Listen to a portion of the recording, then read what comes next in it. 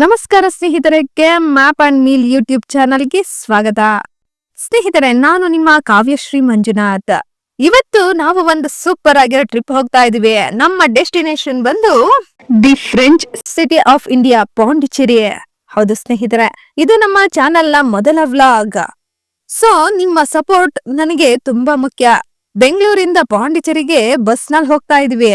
Journey ಹೇಗಿರುತ್ತೆ, bus ಯಾವ್ದು, ticket price ಎಷ್ಟು ಎಲ್ಲ ಕಂಪ್ಲೀಟ್ ಆಗಿ ತೋರಿಸ್ತೀನಿ. ಬನ್ನಿ ಹಾಗಾದ್ರೆ ಹೋಗೋಣ. ಸೊ ಈಗ ನಾವು ಬೋರ್ಡಿಂಗ್ ಪಾಯಿಂಟ್ ನಲ್ಲಿ ಇದೀವಿ ನೋಡಿ. ಇದೇ ನಾವು ಬುಕ್ ಮಾಡಿರೋ ಬಸ್, AVLT ಟ್ರಾನ್ಸ್ಪೋರ್ಟ್. ಪಾಂಡಿಚೇರಿಗೆ ಹೋಗೋಕೆ ತುಂಬಾ ಬಸ್ ಆಪ್ಷನ್ ಇದೆ, ಆದ್ರೆ ನಾವು ಇದನ್ನ ಚೂಸ್ ಮಾಡಿದೀವಿ. ಯಾಕೆ ಅಂತಂದ್ರೆ ಟೈಮಿಂಗ್ಸ್ ಮತ್ತೆ ರಿವ್ಯೂಸ್ ತುಂಬಾನೇ ಚೆನ್ನಾಗಿತ್ತು. ಹಾಗೇನೆ ಬಸ್ ಒಳಗಡೆ ಆಂಬಿಯನ್ಸ್ ನೋಡಿ, ತುಂಬಾ ನೀಟ್ ಆಗಿದೆ. ಇದು ಸ್ಲೀಪರ್ ಕೋಚ್. ನಾವು ಈ ಬಸ್ ಬುಕ್ ಮಾಡಿದ್ದೆ ವಾಶ್ರೂಮ್ ಇದೆ ಅಂತ. ಆದ್ರೆ ನಾವು ಬಸ್ ಹತ್ತಿದ ತಕ್ಷಣ ನನ್ನ ಮಗಳು ವಾಶ್ರೂಮ್ಗೆ ಹೋಗ್ಬೇಕು ಅಂತ ಅಂದ್ಲು. ಅದಕ್ಕೆ ಕೇಳಿದ್ರೆ ಪಾಪು ಅಲ್ವಾ, ಈಚೆ ಮಾಡಿಸಿ ಅಂತ ಅಂತಾರೆ. ಇಲ್ಲ, ಹಂಗೆಲ್ಲ ಆಗಲ್ಲ, ನಾವು ರೆಸ್ಟ್ ರೂಮ್ ಅಲ್ಲೇ ಮಾಡಿಸೋದು ಅಂತ ಹೇಳಿ ಮತ್ತೆ ಓಪನ್ ಮಾಡಿಸ್ಕೊಂಡ್ವಿ. ಮಾತಾಡೋ ರೀತಿ ನನ್ಗೆ ಇಷ್ಟ ಆಗ್ಲಿಲ್ಲ. ಆಮೇಲೆ ಇವ್ರು ಯಾವಾಗ್ಲೂ ತಮಿಳ್ ಮಾತ್ರನೇ ಯೂಸ್ ಮಾಡ್ತಾರೆ, ಕನ್ನಡ ಮಾತಾಡಲ್ಲ. ಮತ್ತೆ ಇಂಗ್ಲಿಷು ಇಲ್ಲ ತಮಿಳು, ಇವೆರಡೇ ಲ್ಯಾಂಗ್ವೇಜ್ ಹೇಳ್ತಾರೆ. ಬ್ಯಾಂಗ್ಳೂರಿಂದ ಬುಕ್ ಮಾಡಿದೀವಿ, ಆದ್ರೂ ಕೂಡ ಬ್ಯಾಂಗ್ಳೂರ್ ಟು ಪಾಂಡಿಚೇರಿ ಅಂತ ಅಂದ್ಮೇಲೆ ಬ್ಯಾಂಗ್ಳೂರಿಂದ ಸ್ಟಾರ್ಟ್ ಆಗುತ್ತೆ ಅಂತ ಅಂದ್ಮೇಲೆ ಕನ್ನಡ ಮಾತಾಡ್ಬೇಕು. ಆದ್ರೆ ಇವರು ಕನ್ನಡನೇ ಮಾತಾಡಲ್ಲ, ತಮಿಳ್ ಮಾತ್ರನೇ ಮಾತಾಡ್ತಾರೆ.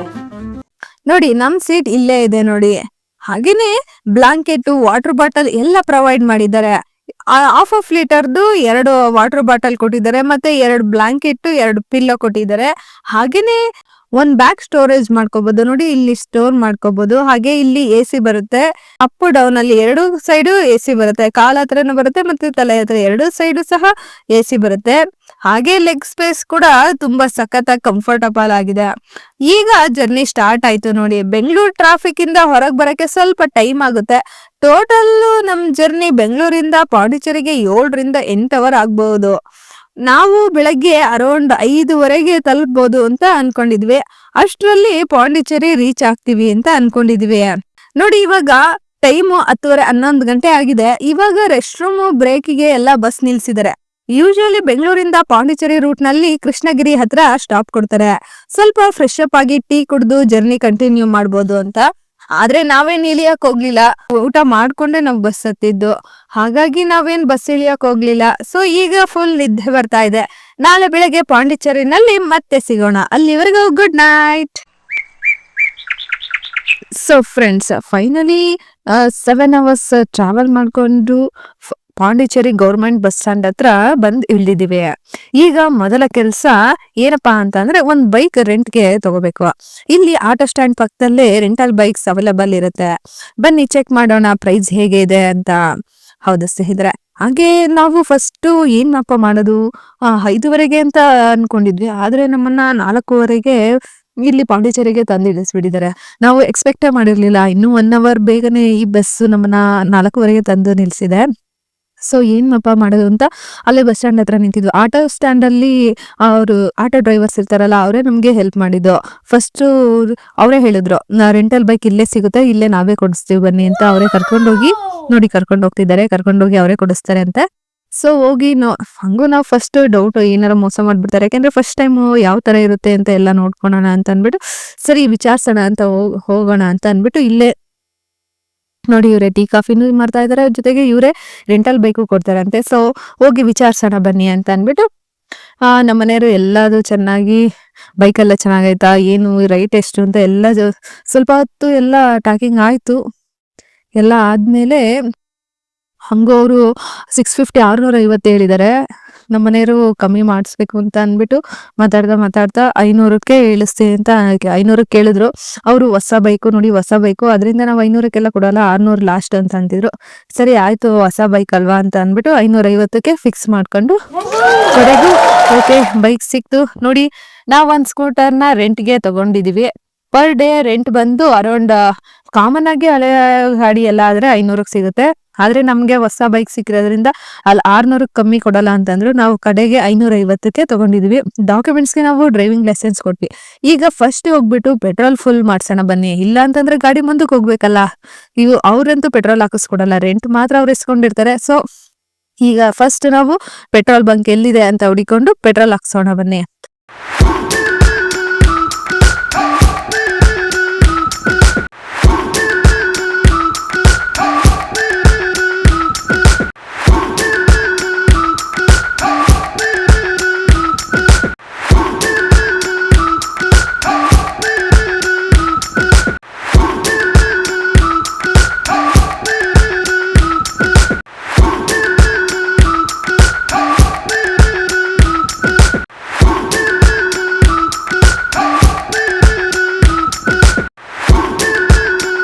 ಅಂತೂ ಇಂತೂ ತುಂಬಾ ದೂರ ಟ್ರಾವೆಲ್ ಮಾಡಿದ್ಮೇಲೆ ಯಪ್ಪಾ ಸಾಕಪ್ಪ 1 ಕಿಲೋಮೀಟರ್ ಆಯ್ತು ಇನ್ನೂ ಸಿಗ್ಲಿಲ್ವಲ್ಲ ಹೋಗ್ಬಿಡುತ್ತೋ. ಅವ್ರು ಬೇರೆ ಕೊಟ್ಟವ್ರು ಬೇರೆ ಸರ್ ಇಲ್ಲೇ ಮುಂದೆ ಪೆಟ್ರೋಲ್ ಬಂಕ್ ಇದೆ ಹಾಕಿಸ್ಕೊಂಬಿಡಿ, ಪೆಟ್ರೋಲ್ ಇಲ್ಲ ಗಾಡಿಲಿ ಅಂತ ಹೇಳಿದ್ರು. ಸರಿ ಆಯ್ತು ಅಂತ ಮುಂದೆ ಹೋಗ್ತಾ ಇದೀವಿ ಕೇಳ್ತಾ ಇದೀವಿ ಇನ್ನು ಸ್ವಲ್ಪ ದೂರ ಮುಂದೆ ಹೋಗಿ ಅಂತ ಅಂತೂ 1 ಕಿಲೋಮೀಟರ್ ಬಂತ ಆದ್ಮೇಲೆ ಸಿಕ್ತು ಪೆಟ್ರೋಲ್ ಬಂಕ್. ಆದ್ರೆ ಫ್ರೆಂಡ್ಸ್ ನಾವು ಪೆಟ್ರೋಲ್ ಹಾಕ್ಸಕ್ಕೆ ಹೋದಾಗ ಬರೀ ಗಾಡಿ ನಿಲ್ಸಿ ಇಷ್ಟು ರೂಪಾಯಿಗೆ ಹಾಕಿ ಅಂತ ಹೇಳಿದ್ರೆ ಸಾಲದು. ಕೆಲವೊಂದು ಇಂಪಾರ್ಟೆಂಟ್ ವಿಷಯಗಳನ್ನ ಗಮನಿಸ್ಬೇಕು. ಪೆಟ್ರೋಲ್ ಬಂಕಿಗೆ ಹೋದಾಗ ಝೀರೋ ಇದೆಯಾ ಅಂತ ಚೆಕ್ ಮಾಡ್ಬೇಕು. ಅಂದ್ರೆ ಎಲ್ರಿಗೂ ಗೊತ್ತಿರೋ ಹಾಗೆ ಪೆಟ್ರೋಲ್ ಹಾಕಿಸೋ ಮುಂಚೆ ಮೀಟರ್ ಅಲ್ಲಿ ಝೀರೋ ಇದೆಯಾ ಇಲ್ವಾ ಅಂತ ನೋಡ್ಲೇಬೇಕು. ತುಂಬಾ ಸಲ ನಾವು ಬೇರೆ ಕಡೆ ಗಮನ ಹರಿಸಿರುವಾಗ ಹಳೆ ರೀಡಿಂಗ್ ಇಂದಾನೇ ಕಂಟಿನ್ಯೂ ಮಾಡೋ ಚಾನ್ಸಸ್ ಇರುತ್ತೆ. ಸೊ ಮೊದ್ಲು ಝೀರೋ ಇದೆಯಾ ಅಂತ ಚೆಕ್ ಮಾಡಿ. ಹಾಗೆ ಎರಡನೇ ಟಿಪ್ಸ್ ಏನಂತಂದ್ರೆ ಡೆನ್ಸಿಟಿ. ಇನ್ನು ಎರಡನೇ ಮತ್ತು ಅತಿ ಮುಖ್ಯವಾದ ವಿಷಯ ಅಂತಂದ್ರೆ ಅದು ಡೆನ್ಸಿಟಿ. ಹೀಗೆ ನೋಡಿದ್ರಲ್ಲ ಸ್ನೇಹಿತರೆ, ಪೆಟ್ರೋಲ್ ಹಾಕಿಸುವಾಗ ಈ ಸಣ್ಣ ವಿಷಯಗಳನ್ನ ಗಮನಿಸಿದ್ರೆ ನಿಮ್ಮ ಹಣಕ್ಕೂ ಮೋಸ ಆಗಲ್ಲ, ನಿಮ್ಮ ಗಾಡಿ ಇಂಜಿನ್ ಕೂಡ ಲೈಫ್ ಬರುತ್ತೆ. ಹಾಗೇನೆ ಈ ವಿಷಯ ನಿಮಗೆ ಮುಂಚೆನೆ ಗೊತ್ತಿಲ್ಲ ಅಂದ್ರೆ ಈ ವಿಡಿಯೋದಲ್ಲಿ ನೀವು ತಿಳ್ಕೊಂಡಿದ್ರಾ ಎಂಬುದನ್ನು ಕಮೆಂಟ್ ಬಾಕ್ಸ್ ನಲ್ಲಿ ಕಮೆಂಟ್ ಮಾಡಿ ಮಿಸ್ ಮಾಡದೆ ನಮಗೆ ತಿಳಿಸಿ. ಹಾಗೆಯೇ ಈ ವಿಷಯ ನಿಮ್ಗೆ ಇಷ್ಟ ಆಗಿದ್ರೆ ದಯವಿಟ್ಟು ಈ ವಿಡಿಯೋಗೆ ದಯವಿಟ್ಟು ಒಂದು ಲೈಕ್ ಮಾಡಿ. ನಿಮ್ಮ ಒಂದು ಲೈಕ್ ನಮಗೆ ತುಂಬಾ ಸ್ಫೂರ್ತಿ ಆಗುತ್ತೆ ನೆಕ್ಸ್ಟ್ ವಿಡಿಯೋ ಅಪ್ಲೋಡ್ ಮಾಡೋದಕ್ಕೆ. ಈಗ ನೆಕ್ಸ್ಟ್ ಪ್ಲಾನ್ ಏನು ಅಂತಂದ್ರೆ, ನಮ್ಮ ಮೇನ್ ಹೋಟೆಲ್ ಚೆಕ್ ಟೈಮ್ ಇರೋದು ಮಧ್ಯಾಹ್ನ 2 ಗಂಟೆಗೆ. ಅಂದ್ರೆ ಈಗ ಇನ್ನೂ ಸಹ ಬೆಳಗ್ಗೆ 4:15 5 ಗಂಟೆ ಆಗಿದೆ ಅಷ್ಟೇ. ಸೊ ಫ್ರೆಶ್ ಆಗೋಕೆ ಮತ್ತೆ ಸ್ವಲ್ಪ ರೆಸ್ಟ್ ಮಾಡೋಕೆ ನಾವು ಸ್ಯಾಮ್ ರೆಸಿಡೆನ್ಸಿಗೆ ಹೋಗ್ತಾ ಇದೀವಿ. ಅಲ್ಲಿ ಅವರ್ಲಿ ಬೇಸಿಸ್ ಮೇಲೆ ರೂಮ್ ಸಿಗುತ್ತೆ. ಇದು ಒಂದು ಒಳ್ಳೆ ಐಡಿಯಾ. ಸ್ಯಾಮ್ ರೆಸಿಡೆನ್ಸಿಗೆ ಈಗ ಚೆಕ್ ಇನ್ ಆಗೋಣ ಅಂತ ಅಂದ್ಬಿಟ್ಟು ಅಲ್ಲಿ ನಾವು ಚೆಕ್ ಇನ್ ಆಗಕ್ಕೂ ಸಹ ನಾವು 5:30ಗೆ ಇಲ್ಲಿ ಪಾಂಡಿಚೇರಿ ಬಸ್ ಸ್ಟ್ಯಾಂಡ್ ಹತ್ರ ಬಂದಿರ್ತೀವಿ ಅಂತ ಅನ್ಕೊಂಡ್ವಿ. ಸೊ ಅಲ್ಲಿ ಬೈಕ್ ರೆಂಟಲ್ ತಗೊಂಡು ಮೂವ್ ಆಗೋಷ್ಟೊತ್ತಿಗೆ 6 o'clock 6:30 ಆಗುತ್ತೆ ಅಂತ ಅಂದ್ಬಿಟ್ಟು ನಾವೇನ್ ಮಾಡಿದ್ವಿ 6 o'clockಗೆ ಚೆಕ್ ಇನ್ ಆಗ್ತೀವಿ ಅಂತ ಸ್ಯಾಮ್ ರೆಸಿಡೆನ್ಸಿಗೆ ನಾವು ಅನ್ಕೊಂಡಿದ್ವು. ಬಟ್ ನಮಗೆ ಇಲ್ಲಿ ಬಸ್ಸು ನಮಗೆ ಟೈಮಿಂಗ್ಸ್ ವೇರಿಯೇಷನ್ ಆಗಿರೋದ್ರಿಂದ 5:15ಗೆ ಬರ್ಬೇಕಾಗಿದ್ದು ಬಸ್ಸು 4:15ಗೆ ಬಂತು. ಆದ್ರಿಂದ ಎಲ್ಲ ಹೆಚ್ಚು ಕಮ್ಮಿಯಾಗಿ ನಾವು ಇವಾಗ 5 o'clockಗೆನೆ ಸ್ಯಾಮ್ ರೆಸಿಡೆನ್ಸಿಗೆ ಚೆಕ್ ಇನ್ ಆಗಕ್ಕೆ ಹೋಗೋಣ ಅಂತ ಹೋಗ್ತಾ ಇದೀವಿ. ನೋಡೋಣ ಅವರು ನಮಗೆ ಚೆಕ್ ಇನ್ ಆಗಕ್ ಬಿಡ್ತಾರಾ ಇಲ್ವಾ ಅಂತ ನೋಡೋಣ ಬನ್ನಿ. ಅಂತೂ ಇಂತೂ ಪಾಪು ಇದೆ ಅಂತ ಅಂದ್ಬಿಟ್ಟು ಅಲ್ಲಿ ಚೆಕ್ ಇನ್ನಿಗೆ ಕೊಟ್ಟರು ನಮಗೆ ಪರ್ಮಿಷನ್ನು. ಸೊ ಚೆಕ್ ಇನ್ ಆಗಿ ರೆಸ್ಟ್ ತಗೊಳೋಣ ಅಂತ ಹೋದ್ವಿ. ಮತ್ತೆ ರೆಸ್ಟ್ ಎಲ್ಲ ತಗೊಂಡು ಎದ್ದು ಬಿಸಿ ಬಿಸಿ ಕಾಫಿ ಕುಡಿದು ನಾವು ಮತ್ತೆ ಅಲ್ಲಿಂದ ನಾವು ಸೀದಾ ಹೊರಟಿದ್ದೆ. ನಾನು ನಿಮ್ಮನ್ನ ಭಾರತದ ಅತ್ಯಂತ ಸುಂದರ ಮತ್ತು ವಿಶಿಷ್ಟವಾದ ಜಾಗ ಕರೆದುಕೊಂಡು ಹೋಗ್ತಾ ಇದ್ದೀನಿ. ಅದೇ ನಮ್ಮ ದಕ್ಷಿಣ ಭಾರತದ ಫ್ರಾನ್ಸ್ ಅಂತಲೇ ಹೆಸರಾಗಿರೋ ಪಾಂಡಿಚೇರಿಯ ಫ್ರೆಂಚ್ ಕಾಲೋನಿ, ಅಥವಾ ಇನ್ನೂ ಒಂದು ಹೆಸರಲ್ಲಿ ಹೇಳ್ತಾರೆ ವೈಟ್ ಟೌನ್ ಅಂತ. ಹೌದು ಸ್ನೇಹಿತರೆ, ಇಲ್ಲಿನ ಹಳದಿ ಬಣ್ಣದ ಗೋಡೆಗಳು, ಫ್ರೆಂಚ್ ಶೈಲಿಯ ಕಿಟಕಿಗಳು, ಕ್ಲೀನ್ ಆಗಿರೋ ಬೀದಿಗಳನ್ನು ನೋಡ್ತಾ ಇದ್ರೆ ನೀವು ಭಾರತದಲ್ಲಿದ್ದೀರಾ ಅಥವಾ ಫ್ರಾನ್ಸ್ ದೇಶದಲ್ಲಿದ್ದೀರಾ ಅನ್ನೋ ಅನುಮಾನ ಶುರುವಾಗುತ್ತೆ. ಅಷ್ಟು ಚೆನ್ನಾಗಿದೆಯಂತೆ. ಹೌದಾ? ಹಾಗಾದ್ರೆ ಬನ್ನಿ ಇವತ್ತಿನ ವ್ಲಾಗ್ನಲ್ಲಿ ಇಲ್ಲಿ ಏನೇನು ನೋಡಬಹುದು ಅಂತ ಎಲ್ಲ ನೋಡೋಣ ಬನ್ನಿ.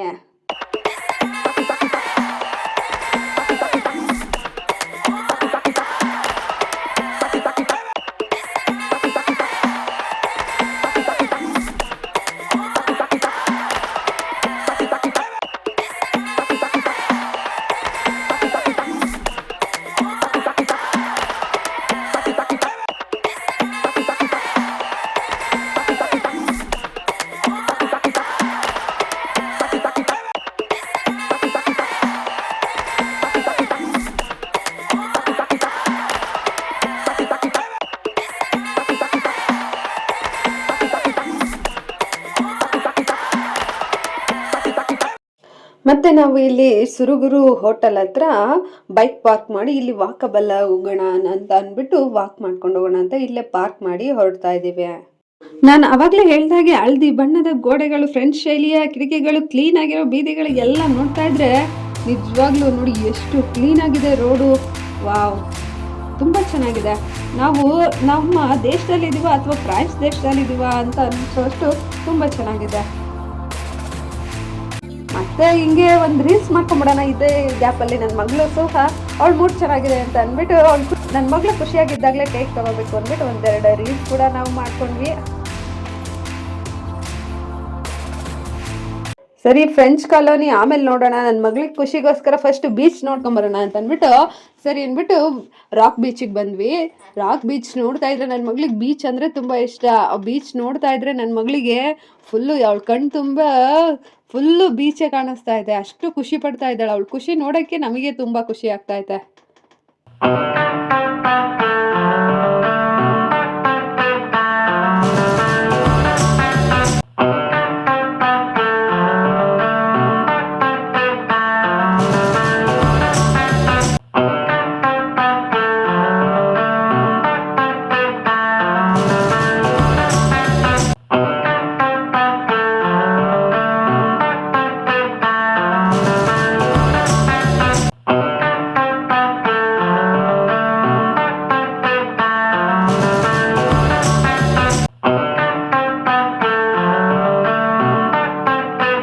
ರಾಕ್ ಬೀಚ್ ಮುಗಿಸ್ಕೊಂಡು ಸೀದಾ ನಮ್ಮದು ಆನಂದ್ ಇನ್ನಲ್ಲಿ ಚೆಕ್ ಇನ್ ಇತ್ತು 2 o'clock.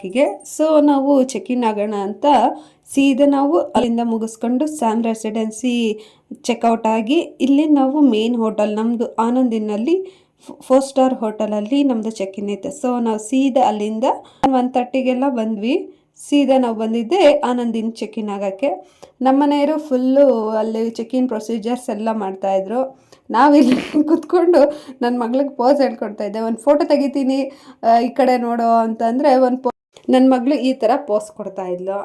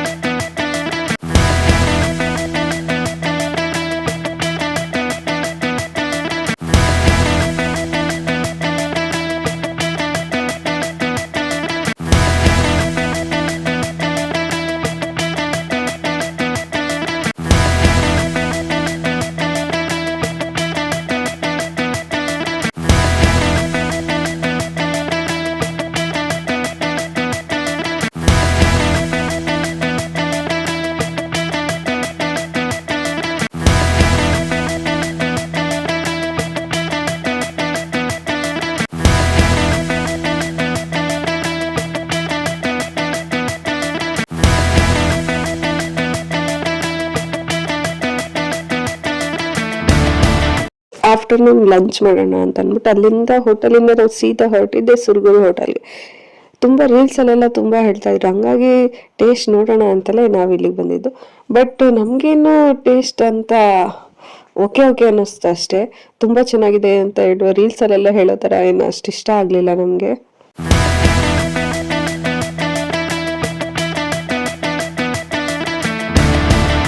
ನನ್ನ ಮಗಳಿಗೋಸ್ಕರ ಮತ್ತೆ ನಾವು ಬೀಚಿಗೆ ಹೋದ್ವಿ. ಅವಳು ಖುಷಿ ನೋಡೋದಕ್ಕೆ ಚಂದ ಅಂತ ಅಂದ್ಬಿಟ್ಟು ಮತ್ತೆ ನಾವು ಬೀಚಿಗೆ ಹೊರಟ್ವಿ.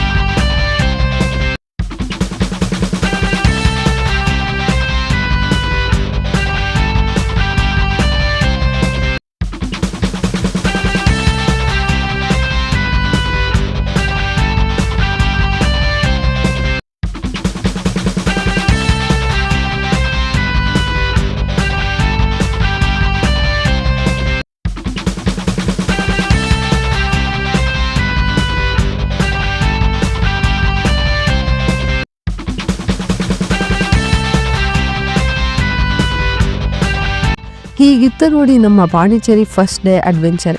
ಹಾಗೆ ಈ ವಿಡಿಯೋದಲ್ಲಿ ನಿಮ್ಗೆ ಯಾವ ಜಾಗ ಅಥವಾ ಯಾವ ವಿಷಯ ತುಂಬಾ ಇಷ್ಟ ಆಯ್ತು, ನೀವು ಯಾವತ್ತಾದ್ರೂ ಪಾಂಡಿಚೇರಿಗೆ ಬಂದಿದ್ರಾ, ನಿಮ್ಮ ಎಕ್ಸ್ಪೀರಿಯನ್ಸ್ ಹೇಗಿತ್ತು ಅನ್ನೋದನ್ನ ಕೆಳಗೆ ಕಮೆಂಟ್ ಬಾಕ್ಸ್ ನಲ್ಲಿ ಮರೀದೆ ಕಮೆಂಟ್ ಮಾಡಿ ನಮಗೆ ತಿಳಿಸಿ.